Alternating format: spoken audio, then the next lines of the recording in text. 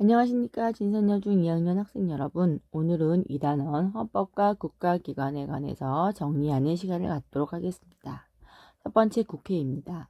국회의 지위는 국민들이 직접 선출한 국회의원들로 구성이 된 국민의 대표기관이며,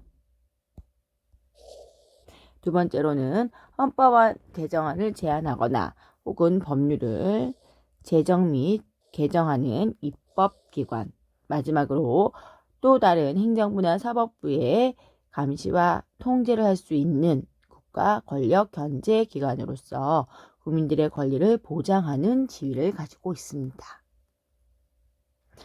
국회의 구성과 주요 요직으로는 먼저 국회의 구성을 보도록 하겠습니다. 국회의 구성은 국회의원들로 구성되어 있습니다. 국회의원은 지역구 의원과 비례대표 의원으로 나눠져 있습니다. 즉 지역구 의원은 하나의 지역구, 각 지역구, 여기서 한 개의 선거구, 지역구에서 유권자들이 투표를 통해서 선출한 의원들입니다. 현재 우리나라의 국회의원의 수는 총 300명이고 그 중에서 이 300명은 지역구 의원과 비례대표 의원으로 구분이 되어 있습니다. 비례대표 의원은 각 정당별 득표율에 따라서 비례하여 선출한다라고 하여 비례대표 의원이라고 합니다. 국회의원은 지역구 의원과 비례대표 의원으로 나누어져 있기 때문에 유권자인 국민들은 1인 2표를 총선에서 행사하고 있습니다. 두 번째, 국회 주요 기관 및 조직을 보도록 하겠습니다. 자, 먼저 의장단이라고 해서 의장 1인과 부의장 2인 1 국회에서 선출을 합니다. 부의장은 여당에서 1명, 야당에서 1명 이렇게 선출을 하고요. 의장의 경우는 상반기 그리고 하반기 이렇게 나누어서 정해져 있습니다.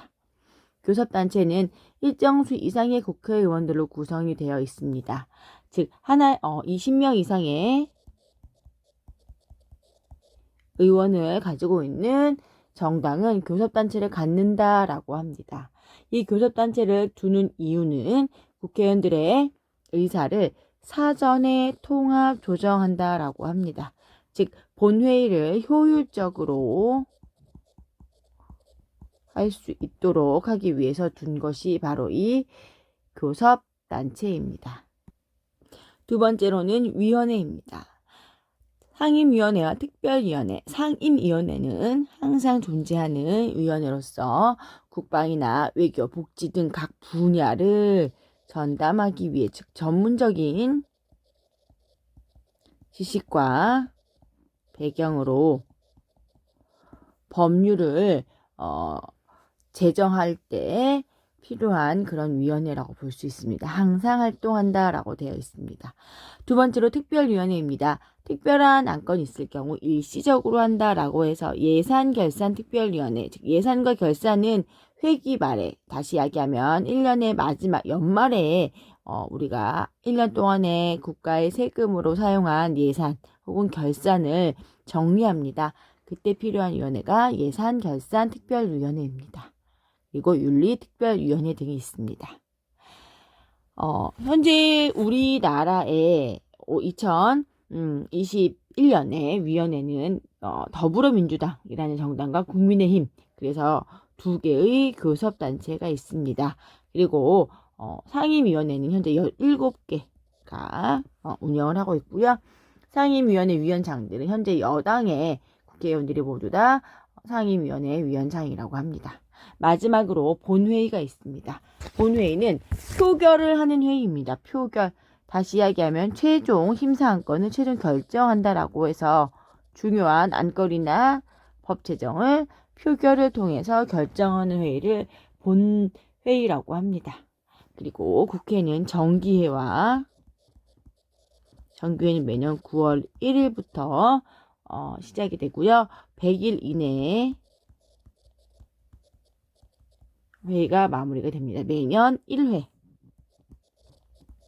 정기회가 열립니다. 그리고 임시회라고 해서 임시회는 30일 이내이고요.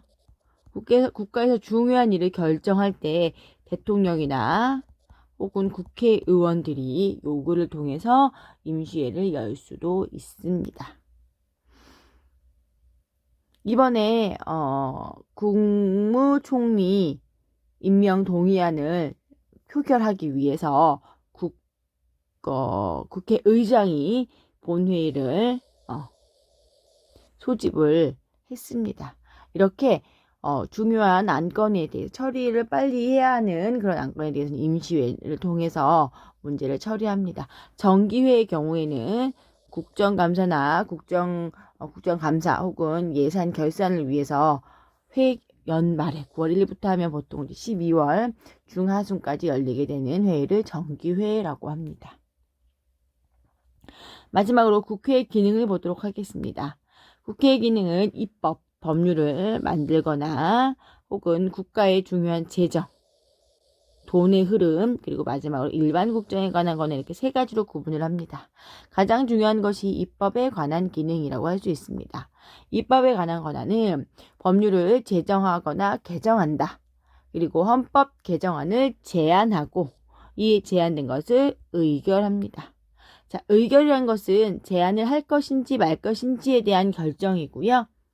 이 헌법을 하는 개정권은 헌법을 개정할 것인지 말 것인지에 관한 권한은 국민에게 있다라고 우리가 이야기할 수 있습니다. 그리고 세 번째는 조약 체결에 대한 동의권, 즉 행정부의 원수인 대통령이 외국과 맺은 조약, 협약 같은 것을 국회에서 승인, 동의를 해주면 법률과 똑같은 효력이 있다. 즉 국내법, 우리나라는 국내법과 조약은 같은 효력을 보고 있습니다. 두 번째는 재정에 관한 권한이라고 해서 예산안 심의 및 확정권이라고 합니다. 정부는 매년 차개년에 사용할 예산안을 국회에 제출을 하고요. 그 예산안을 국회에서 심의하고 확정하게 됩니다. 그리고 두 번째는 예산 심사권이라고 해서 예산을 정확하게 집행했는지에 대해서 확인을 하는 것을 예산 심사권이라고 합니다. 그러면 좀 이따 배우겠지만 결산을 심사하는 것도 있습니다. 심사. 이것은 감사원이라고 해서 감사원은 매년 국회에다가 예산 심사를 제출합니다. 우리 요거는 행정부 할 때 다시 선생님이 설명을 하도록 할게요.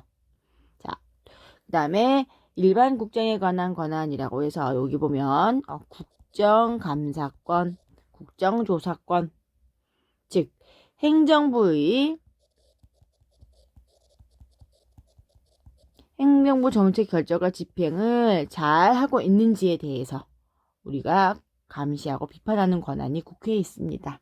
그리고 각종 동의권이라고 해서 선생님이 계속 중요하게 이야기했던 국무총리, 대법원장, 헌법재판소장, 국감대대헌에서 더하도록 하겠습니다. 감사원장, 대법원장, 또 하나 대가 있죠? 대법관. 주요 공무원의 임명을 동의한다라고 합니다. 즉 여기서 나오는 국감 대대헌은 반드시 국회의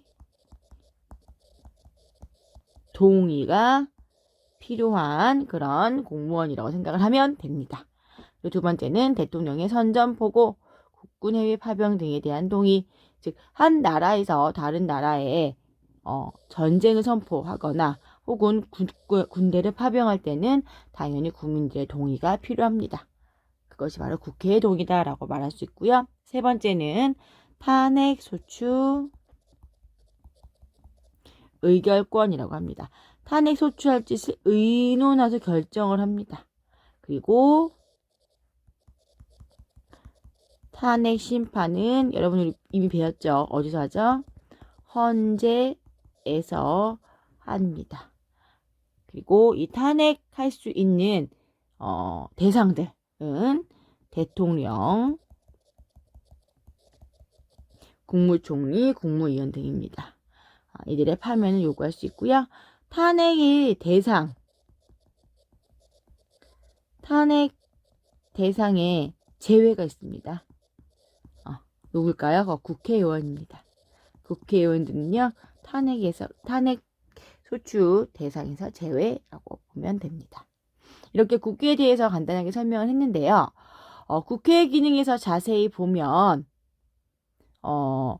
입법부인 국회가 행정부나 사법부를 견제하는 그러한 권한들이 있습니다. 그것이 무엇인지 선생님이 잠깐 살펴보도록 하겠습니다. 우리가 요 입법부를 공부를 하고 있죠. 입법부가 행정부를 견제하는 것들, 국정감사권, 탄핵소추권, 여기에 나와 있는 선생님이 표시해주면 국정감사권, 그 다음에 탄핵소추 의결권, 즉 행정부에 관한 권한 방법이고요. 제한 방법, 견제 방법이고요. 또 입법부는 대법원장 임명동의권이라고 합니다. 여기 보면 각종 임명권, 동의권에서 대법원장 혹은 대법관을 견제하고 있죠. 이렇게 입법부도 행정부와 사법부를 견제하는 권한들. 우리 프린트에는 여기 국회만 나왔기 때문에 국회가 행정부와 사법부를 견제하는 권한에 대해서 이 오른쪽에 나와 있는 그림으로도 우리가 이해할 수 있습니다. 지난 시간 1단원 인권과 헌법 우리 학습지 정리할 때 선생님이 이 15페이지에 보면 기타 인권 침해 구제 방법이라고 해서 소비자원과 언론중재위원회를 추가로 여러분에게 이제 필기를 하라고 영상을 찍어서 온라인 클래스에 올렸는데요. 그 중에서 여기 소비자원의 정식 명칭은 소비자원이라고도 부르지만 우리는 한국 소비자원이 정식 명칭입니다. 우리 그때 선생님이 아마 이 한국이라는 것을 빼먹고 그냥 소비자원이라고만 여러분에게 이야기를 해준 것 같아서 추가적으로 설명하니까 여러분들 학습지 15페이지에다가 소비자원 앞에 한국 소비자원 이렇게 필기를 해주시기 바랍니다.